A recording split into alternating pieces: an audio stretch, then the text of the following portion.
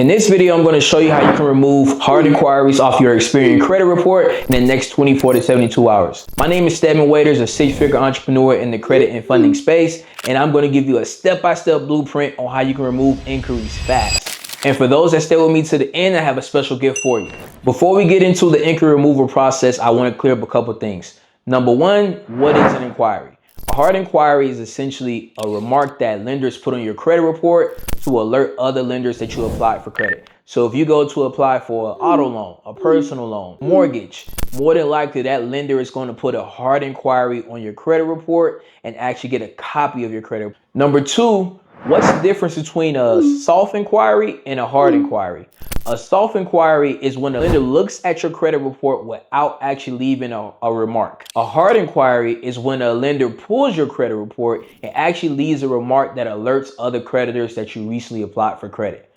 So in this video, I'm going to show you how you can remove hard inquiries because those are the inquiries that affect your credit. Soft inquiries do not affect your credit at all. So step one, you want to get an up-to-date, accurate copy of your credit report and review it. If you don't have an up-to-date copy of your credit report, I'm going to leave a link below. It's a $1 trial that you guys can use to get your credit report. Once you have your credit report, it's going to be very important that you examine and find inquiries that are not attached to open accounts. Inquiries that are attached to negative accounts, I would not suggest removing. To give you guys an example, if you have a Wells Fargo credit card account on your credit report and you have a Wells Fargo inquiry, you do not want to touch that inquiry because you risk closing that account down. Another big thing, if you apply for a credit union and they pulled your credit upon membership, you do not want to touch those inquiries as well. If you remove those inquiries, that could potentially close down your membership and any credit cards you have with them. Step two, now it's time to call Experian.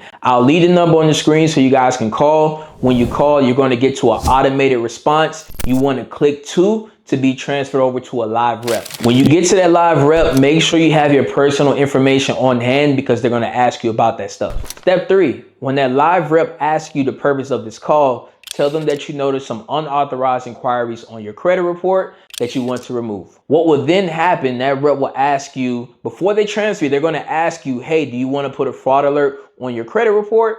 You want to say no. Just to give you a heads up, you're going to be transferred twice before you get to the actual rep that's going to be able to remove those hard inquiries for you.